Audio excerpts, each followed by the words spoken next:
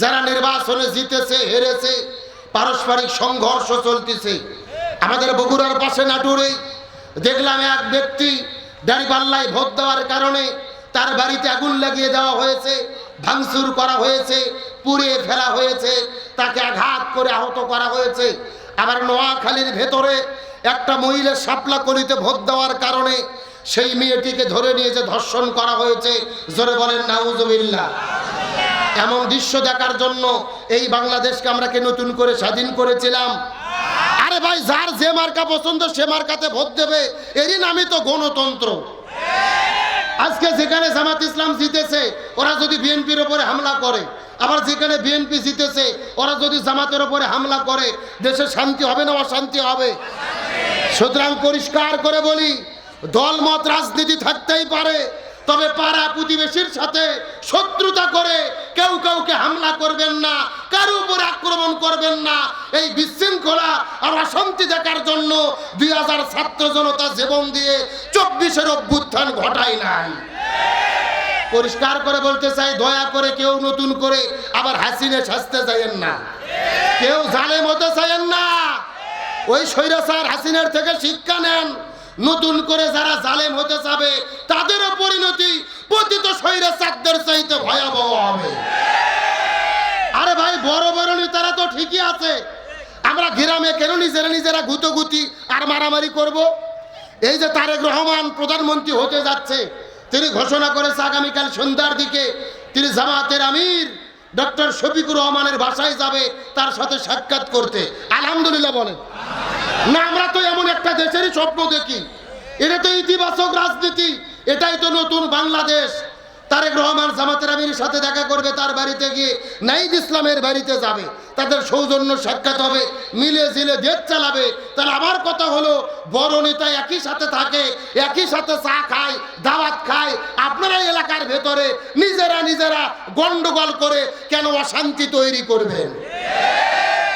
মনে রাখবেন, মারা গেলে ওই নেতা জানাজাতে আসবে না, এই গ্রামের লোকজনই কিন্তু আপনার জানাজাতে যাবে, এই পাড়া প্রতিবেশী জানাজায় যাবে। তাহলে বোঝা গেল নেতার চাইতেও বেশি প্রয়োজন হলো এলাকার মানুষের সাথে ভালো সম্পর্ক রাখা। তারেক রহমান বলেছে, মাজলুমদের উপরে সবলদের আঘাত আমি মেনে নেব না, জুলুম আমি মেনে নেব না। সুতরাং নেতা কর্মীদের বলি, নেতার কথা যদি মেনে চলতে চাও জুলুম করা যাবে না। আর তারেক রহমানকে বলতে চাই, যারা জুলুম করবে এদের ব্যাপারে ব্যবস্থা নেন, এই দেশের জনগণ আপনাকে ধন্যবাদ জানাবে। এ ভোট হয়ে গেছে, মিলেমিশে দেশ চালান, আর কোনো মারামারি ঝগড়া বিবাদ এই দেশের মধ্যে আমরা দেখতে চাই না। আল্লাহ তাআলা আমাদের সকলকে মিলেমিশে থাকার তৌফিক দান করুক, বলেন আমিন। আলহামদুলিল্লাহি রাব্বিল আল্লাহ তাআলা দয়া করে, মায় করে, মহব্বত করে, আরামের ঘুম থেকে পৃথক করে কোরআনের মহব্বতে জান্নাতের বাগানে আসার এবং বসার মতো তৌফিক দান করলেন। সে আল্লাহর প্রতি আপনারা খুশি না বেজার? কম না বেশি? যদি হয়ে থাকেন খুশি, মুখে নিয়ে হাসি, উঁচু করে কাল্লা চিৎকার করে পড়তেছে আলহামদুলিল্লাহ। আরো জোরে বলি আলহামদুলিল্লাহ। রব্বানা লাকাল হামদ হামদান কাসীরান তাইয়িবান মুবারাকান ফীহি। চিৎকার করে বলি আল্লাহু আকবার। দরুদ ও সালাম বর্ষিত হোক সেই বিশ্ব মানবতার মুক্তির দূত সাইয়্যিদুল মুরসালিন খতামান নবিয়্যিন রাহমাতাল লিল আলামিনের প্রতি দরুদ ও সালাম সকলেই পড়ি সাল্লাল্লাহু আলাইহি ওয়াসাল্লাম। সম্মানিত উপস্থিত হাজিরিন, দীর্ঘক্ষণ ধরে আপনারা আলোচনা শুনেছেন। আমি বেশি কথা আপনাদের বলতে চাই না, সামান্য কিছু কথা বলে আপনাদের মধ্যে থেকে বিদায় নিয়ে চলে যেতে চাই। তার আগে আপনাদের জিজ্ঞেস করতে চাই, সবাই একটু চিৎকার করে বলেন তো দেখি আমরা কিসের মাহফিলে এসেছি? আর একটু জোরে বলেন। কোরআনের মাহফিলে কথা বলতে হবে কই থেকে? কোরআন থেকেই কথা বলতে হবে। এই হুকুম কার? আল্লাহ তাআলা নিজেই কোরআনুল কারীমের মধ্যে বলেছেন, ফাযাক্কির বিল কোরআনি মান ইয়াখাফু ওয়াঈদ। হে রাসূল, আপনি মানুষদেরকে কোরআন দিয়ে ডাকেন, কোরআন দিয়ে আহ্বান করেন, কোরআন দিয়ে ওয়াজ করেন, কোরআন দিয়ে নসিহত করেন। যদি তাদের অন্তরে আল্লাহর ভয় থাকে তাহলে তারা হেদায়েত প্রাপ্ত হবে। সুবহানাল্লাহ বলেন। আমার নবী হাদিস শরীফের মধ্যে বলেন, মান ক্বালা বিহি সাদাকা এই পৃথিবীতে যারা কোরআন দিয়ে কথা বলে একমাত্র তারাই সত্য কথা বলে। সুবহানাল্লাহ বলেন। তার মানে বোঝা গেল কোরআনের বাইরে পৃথিবীতে যত কথা হয় মিথ্যা আর ভেজাল হওয়ার সম্ভাবনা আছে না নাই? এরপরে রাসূল বললেন ওমান আমিলা বিহি উজির, কোরআন দিয়ে যারা আমল করবেন আল্লাহ তাআলা নিজের হাতে তাদেরকে জান্নাতে ঢুকাইয়া দেবে। একটু জোরে সুবহানাল্লাহ বলেন। এরপর রাসূল বললেন ওমান হাকামা বিহি আদিলা, এই দুনিয়াতে যারা কোরআন দিয়ে বিচার করে একমাত্র পৃথিবীতে তারাই ন্যায় বিচার করে। তার মানে বোঝা গেল কোরআনের বাইরে পৃথিবীতে যত বিচার হয় মিথ্যা আর ভেজাল হওয়ার সম্ভাবনা আছে না নাই? এরপর রাসূল বললেন ওমান দা ইলাইহি হাদা ফাকাদ হুদিয়া ইলা সিরাতিম মুস্তাকিম, কোরআন দিয়ে যারা মানুষদেরকে ডাকে এবং এই ডাকে যারা সাড়া দেয় আল্লাহ উভয় দলকে সিরাতুল মুস্তাকিমের পথ দেখায়া দেয়। জোরে বলেন রাজি আছেন? যদি রাজি থাকেন লক্ষ্য করুন, আমার নবীজি হাদিস শরীফের মধ্যে বলেন কোরআনের হক হলেন চারটি, এই চারটি হক যদি কেউ আদায় করতে পারে কোরআন তাদেরকে সুপারিশ করে জান্নাতের ভেতরে ঢুকায়া দেবে। আর একটু জোরে বলেন, এখন চিৎকার করে বলেন আমরা জান্নাতে যেতে চাই কি চাই না? যদি জান্নাতে যেতে চাই কোরআনের কয়টা হক আদায় করতে হবে? আরো জোরে, জোরে হলো না? গভীর মনোযোগ লক্ষ্য করুন। 1 নম্বর কোরআন পড়তে হবে, 2 নম্বর কোরআন বুঝতে হবে, 3 নম্বর কোরআন অনুযায়ী আমল করতে হবে, আর 4 নম্বর কোরআনের হক হলেন কোরআনের বিধান এই জমিনের মধ্যে বাস্তবায়ন করতে হবে। গভীর মনোযোগ ভালো করে বোঝার চেষ্টা করেন। আপনার ইমাম, আমার ইমাম, বড় ইমাম, 4 ইমামের এক ইমাম, ইমাম আজম আবু হানিফা রাহমাতুল্লাহ আলাইহি যতদিন কোরআন পড়েছেন তার কোনো বিপদ ছিল না, যতদিন কোরআন বুঝেছেন তার কোনো বিপদ ছিল না, নিজে আমল করেছে তার কোনো বিপদ ছিল না। যখন ইমাম আজম আবু হানিফা রাহমাতুল্লাহ আলাইহি বলেছেন কোরআন শুধু পড়লে আর বুঝলে হবে না, এই কোরআন দিয়ে জমিনে বিচার ফয়সালা করতে হবে, তখন ইমাম আবু হানিফাকে জেলে বন্দি করে তার শরীরে বিষ প্রয়োগ করে পরিকল্পিতভাবে তাকে হত্যা করা হয়েছে। বিশ্বনবী মুহাম্মদ রাসূলুল্লাহ সাল্লাল্লাহু আলাইহি ওয়াসাল্লাম, রাসূল যতদিন কোরআন পড়েছে রাসূলের কোনো বিপদ ছিল না, রাসূল কোরআন বুঝেছে রাসূলের কোনো বিপদ ছিল না, রাসূল নিজে কোরআন অনুযায়ী আমল করেছে রাসূলের কোনো বিপদ ছিল না। যখনই রাসূল বলেছেন জমিন যার আইন চলবে তার, আল কোরআনের আইন চাই, সৎ লোকের শাসন চাই, এই কোরআন শুধু পড়লে আর বুঝলে হবে না, এই কোরআন দিয়ে পুরো বিশ্ব পরিচালনা করতে হবে, তখন আমাদের নবীজিকে জেলে বন্দি করেছে, উহুদের ময়দানে দান্দার মোবারক শহীদ করেছে, তায়েফের ময়দানে রক্ত ঝরিয়েছে, 1 নয় 2 নয় বিশ্ব নবীজিকে 27 বার হত্যার টার্গেটের শিকার করা হয়েছে। তার মানে বোঝা গেল কোরআন পড়লে বিপদ হয় না, কোরআন বুঝলে বিপদ হয় না, কোরআন নিজে মানলে বিপদ হয় না, কিন্তু কোরআন কায়েমের আন্দোলন করতে গেলে বিপদ হয়। এই বাংলাদেশের দিকে লক্ষ্য করে দেখেন, কোরআনের পাখি শহীদ আল্লামা দেলওয়ার হোসেন সাঈদী রাহিমাহুল্লাহ, আল্লামা সাঈদী যতদিন কোরআন পড়েছে তার কোনো বিপদ ছিল না, কোরআন বুঝেছে তার কোনো বিপদ ছিল না, নিজে কোরআন অনুযায়ী আমল করেছে তার কোনো বিপদ ছিল না। যখন আল্লামা সাঈদী বলেছেন জমিন যার আইন চলবে তার, আল কোরআনের আইন চাই, সৎ লোকের শাসন চাই, এই কথা বলার পরে যখন তিনি বলেছিলেন কোরআন শুধু পড়লে আর বুঝলে হবে না, কোরআন দিয়ে পুরো বাংলাদেশটা পরিচালনা করতে হবে, তখনই আল্লামা সাঈদীকে জেলে বন্দি করে, জেল থেকে বের করে হসপিটালে ভর্তি করে তার ইনজেকশনের সিরিজে বিষ ঢুকাইয়া পরিকল্পিতভাবে তাকে হত্যা করা হয়েছে। তার মানে বোঝা গেল কোরআনের 4টে হকের ভেতরে প্রথম 3টে হক আদায় করলে কোনো বিপদ হয় না, কিন্তু 4 নম্বর হক আদায় করতে গেলে বিপদে পড়তে হয়।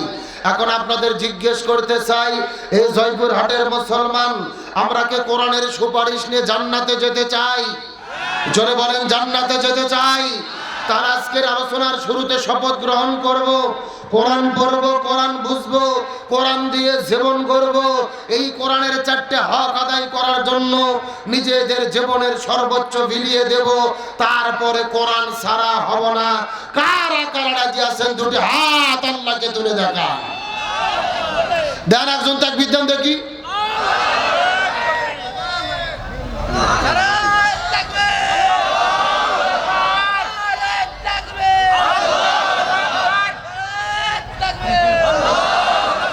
প্রথম চান্সে আপনারা ফেল, প্রথম চান্সে আপনারা ফেল।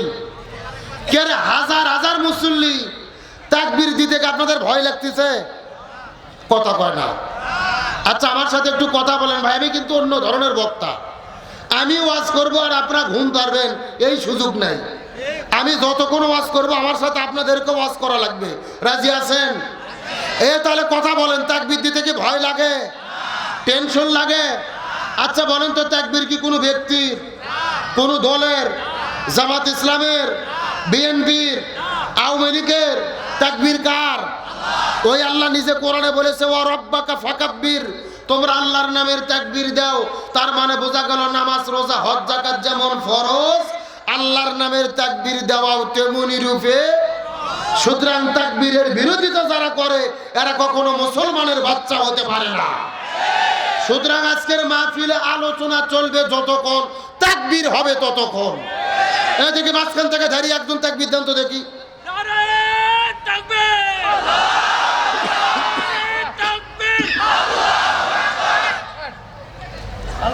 শেষ।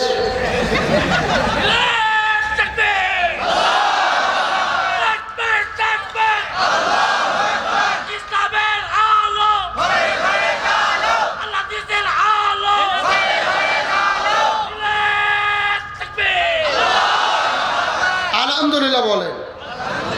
আমি কমিটির লোক বলবো আমাকে চা দেওয়ার দরকার নেই, হুজুরকে এক কাপ চা দেন না। ও যতক্ষণ ঠিক আছে আলোচনা ততক্ষণ চলবে ইনশাল্লাহ। বলেন আলোচনা চলছে চলছে। এই বাইরে দাঁড়িয়ে আছে ওরা কারা? ওরা কারা?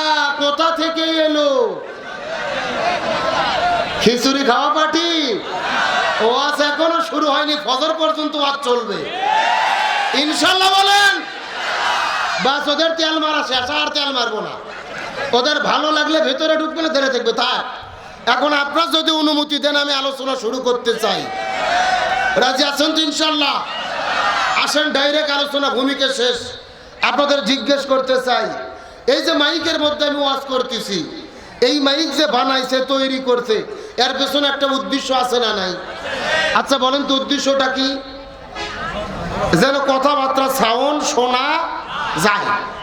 এই যে মাহফিলের চতুর্দিকে হাজারো লাইট আপনারা জ্বালাইছেন, বলেন তো এই লাইটগুলো যে বানানো হয়েছে এর পেছনে উদ্দেশ্যটা কি? যেন আলোতে দেখা যায়। এই যে আমরা তিনজন এখানে সোফার মধ্যে বসে আছি, ওইদিকে কিছু লোক চেয়ারে বসে আছে। এই সোফা এবং চেয়ারগুলো যে বানানো হয়েছে এর পেছনে উদ্দেশ্যটা কি? যেন বসা যায়। এই জমিনের ভিতরে আল্লাহ তাআলা 18,000 মাখলুকাত সৃষ্টি করেছেন। 18,000 মাখলুকাতের মধ্যে সৃষ্টির সেরা মাখলুক হলেন মানুষ। আল্লাহ তাআলা মানুষকে বড় দয়া করে, মায়া করে, মহব্বত করে আল্লাহ তাআলা কুদরতি হাতে সৃষ্টি করেছেন। সুবহানাল্লাহ বলেন। আল্লাহ যে মানুষ সৃষ্টি করছেন এর পিছনে একটা লক্ষ্য এবং উদ্দেশ্য আছে না নাই? আমার বন্ধুগণ, মুসলমান ভাইরা গভীর মনোযোগ লক্ষ্য করুন। কোন দিকে নজর নাই, কোন দিকে তাকাতাকি নাই। কোরআন হাদিসের আলোকে চুম্বক কিছু কথা বলার পরে বিদায় নিয়ে চলে যাওয়ার চেষ্টা করব। আল্লাহ তাআলা 18,000 মাখলুকাত সৃষ্টি করলেন, তার মধ্যে সৃষ্টির সেরা মাখলুক হলেন মানুষ। আল্লাহ তাআলা জমিনের মধ্যে কেন মানুষ সৃষ্টি করলেন, এর পিছনে কারণটা কি? এই সম্পর্কে 1450 বছর আগে আল্লাহ কোরআনুল কারীমের প্রথম নম্বর সূরা সূরা আল বাকারার 21 নম্বর আয়াতের মধ্যে কত চমৎকার করে বলেন। আল্লাহ রাব্বুল আলামিনের ঘোষণা, ইয়া আইয়ুহান নাসু বুদু রাব্বাকুমুল্লাযী খালাকাকুম ওয়াল্লাযীনা মিন ক্বাবলিকুম লাআল্লাকুম তাত্তাকুন।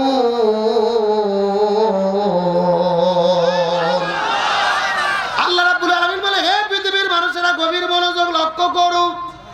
আমি তোমাদেরকে সৃষ্টি করেছি তোমাদের পূর্ববর্তীদেরকেও সৃষ্টি করেছিলাম। এর পেছনে কারণ হলো যেন তোমরা আমি আল্লাহ আমার ইবাদত করার মাধ্যমে যেন তোমরা মুত্তাকি হতে পারো। তার মানে আয়াতের দ্বারা বোঝা গেল আল্লাহ তাআলা আমাদেরকে এবং আমাদের পূর্ববর্তীদেরকে সৃষ্টি করেছেন ইবাদত করার জন্য। কার ইবাদত করার জন্য? একটু জোরে বলেন। আমার বন্ধুগণ, মুসলমান ভাইরা, গভীর মনোযোগ লক্ষ্য করুন। এই একই কথা আল্লাহ তাআলা কোরআনুল কারীমের সূরা যারিয়াতের ৪৭ নম্বর আয়াতের মধ্যে কত চমৎকার করে বলেন, ওমান খালাকুতুল জিন্না ওয়াল ইনসা ইল্লা লিয়াবুদুন।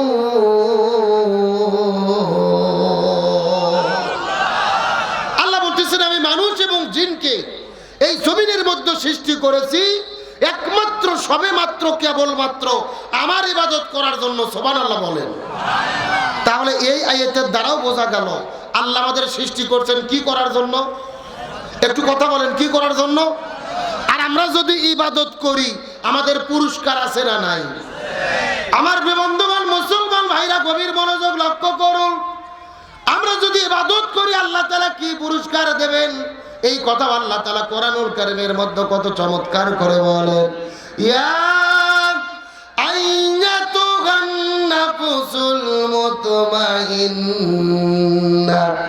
ইরজিই ইলা রাব্বিকি রাদিয়াতাম মারদিয়া ফাদখুলি ফি ইবাদি ওয়াদখুলি জান্নাতি।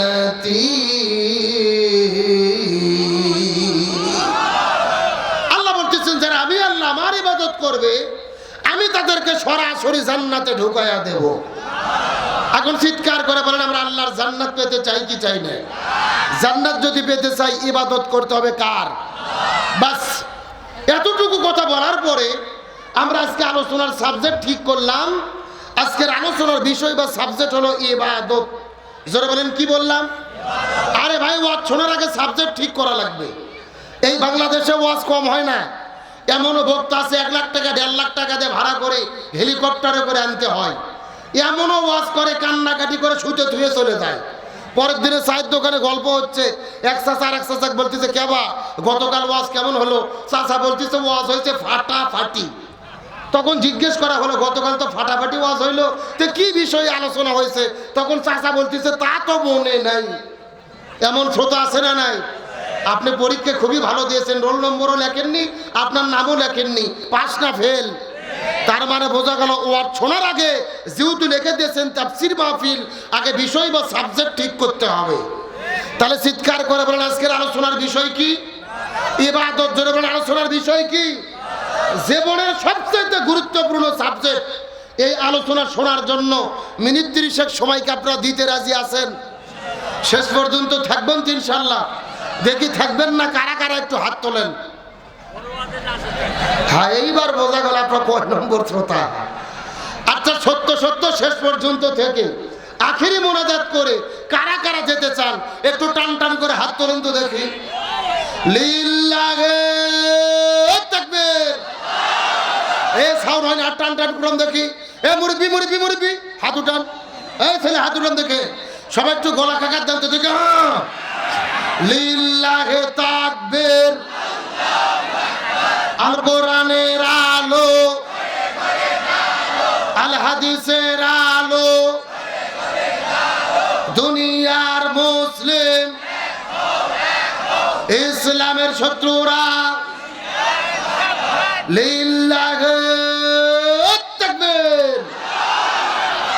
আলহামদুলিল্লাহ বলেন। আপনারা সবাই কিন্তু হাত তুলে ওয়াদা করলেন শেষ পর্যন্ত থাকবেন।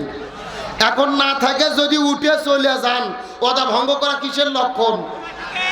আপনারা কি মুনাফিক হতে চান? মুনাফিক হতে চান কি চান না এটা মোনাজাতের আগে বোঝা যাবে। জোরে বলেন কিসের আগে? আল্লাহ তাআলা শেষ পর্যন্ত থাকার মতো আমাদেরকে তৌফিক দান করুক। সকলে বলেন আমিন। আরো জোরে বলেন আমিন। এখন চিৎকার করে বলেন এটা কিসের মাহফিল? আরো জোরে বলেন। এই মাহফিলে সকল দলের লোক আছে না নাই? আরো জোরে বলেন। এই মাহফিলে বিএনপির লোক আছে না নাই? জামাত ইসলামের লোক আছে না নাই? আগে গত 16 বছর আওয়ামী লীগ করছে, এইরকমও 2-4 জন লোক আছে না নাই? যেহেতু কোরআনের মাহফিল, সব দলের লোক এখানে থাকবে, তার কারণে এটা কোনো দলীয় মাহফিল নয়, এটা আল্লাহর কোরআনের মাহফিল। আমরা পরিষ্কার করে বলতে চাই, দলমত রাজনীতি বুঝি না, আমরা সকলে মিলে মিশে এই এলাকাতে আমরা বসবাস করতে চাই। আমরা কি কোনো অশান্তি চাই? কোনো মারামারি চাই? কিন্তু দুঃখের বিষয় হলো, একদিন আগে জাতীয় নির্বাচন হয়ে গেল, বিভিন্ন জায়গায় দেখা যাচ্ছে যারা নির্বাচনে জিতেছে হেরেছে, পারস্পরিক সংঘর্ষ চলতেছে। আমাদের বগুড়ার পাশে নাটোরে দেখলাম এক ব্যক্তি দাঁড়িপাল্লায় ভোট দেওয়ার কারণে তার বাড়িতে আগুন লাগিয়ে দেওয়া হয়েছে, ভাঙচুর করা হয়েছে, পুড়িয়ে ফেলা হয়েছে, তাকে আঘাত করে আহত করা হয়েছে। আবার নোয়াখালীর ভেতরে একটা মহিলা শাপলা কলিতে ভোট দেওয়ার কারণে সেই মেয়েটিকে ধরে নিয়ে যে ধর্ষণ করা হয়েছে। জোরে বলেন নাউজুবিল্লাহ।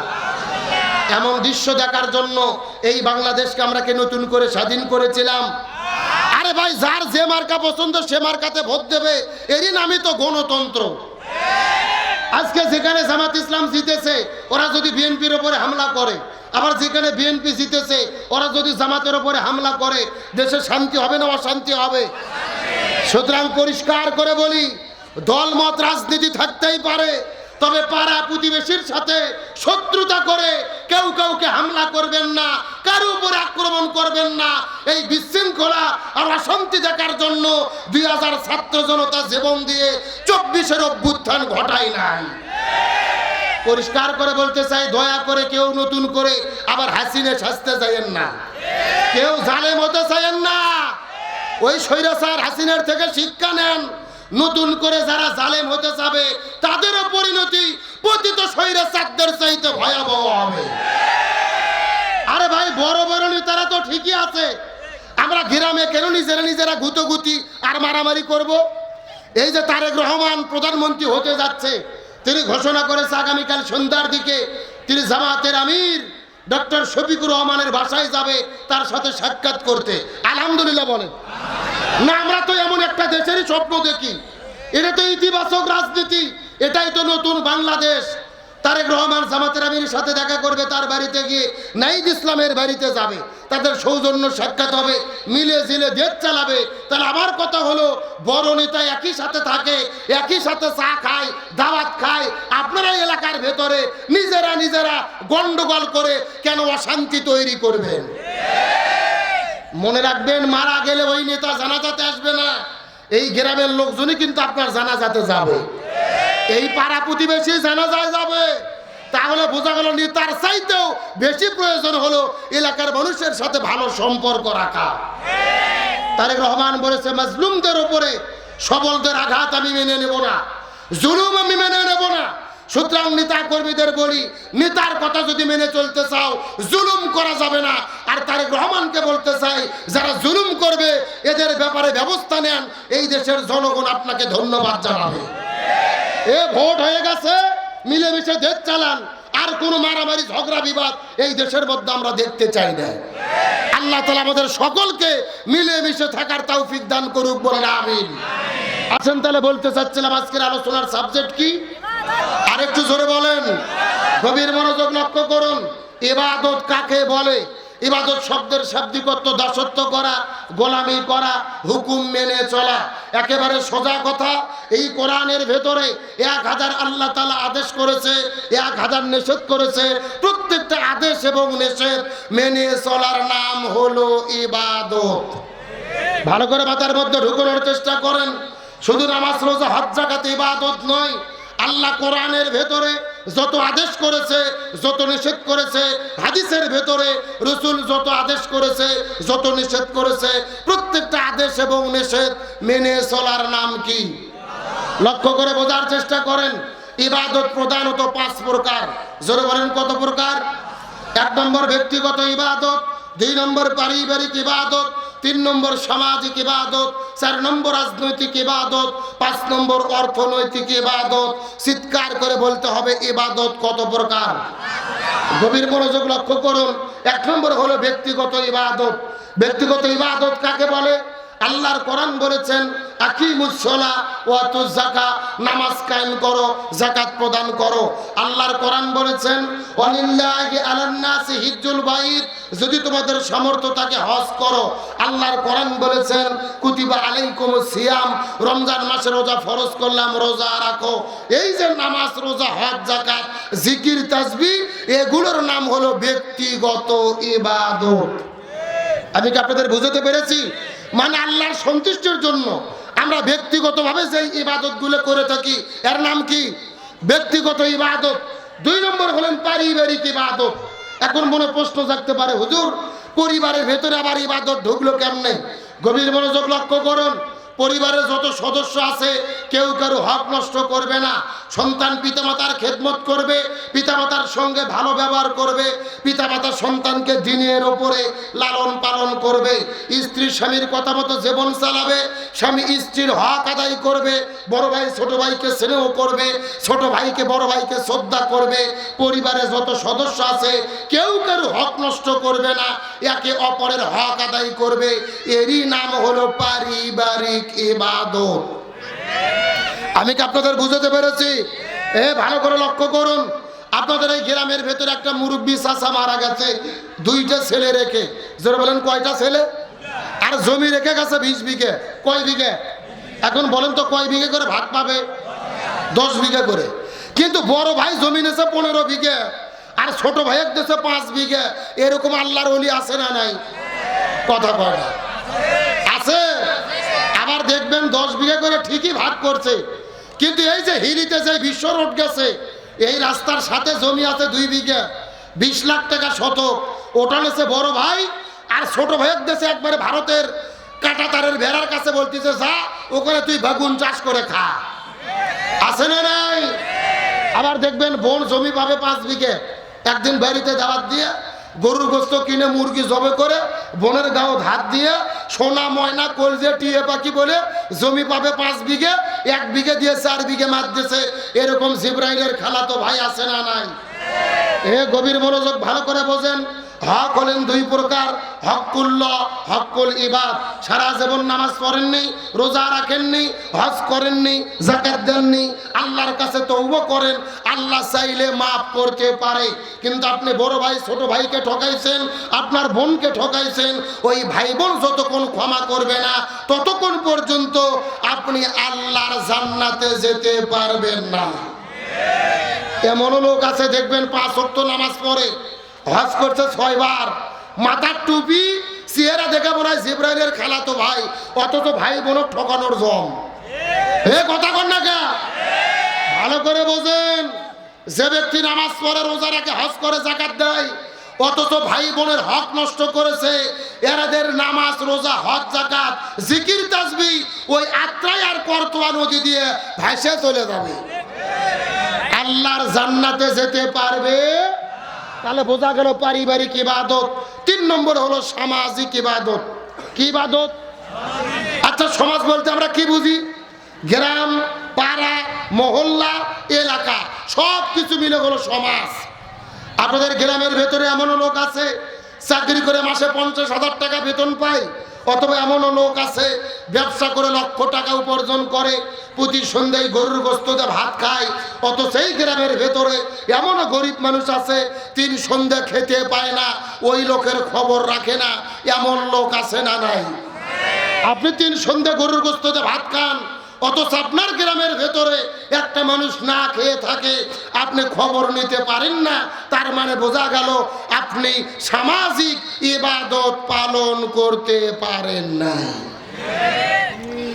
আমার বন্ধুগণ, মুসলমান ভাইরা গভীর মনোযোগ লক্ষ্য করুন। কোন দিকে নজর নাই, কোন দিকে তাকাতাকি নাই।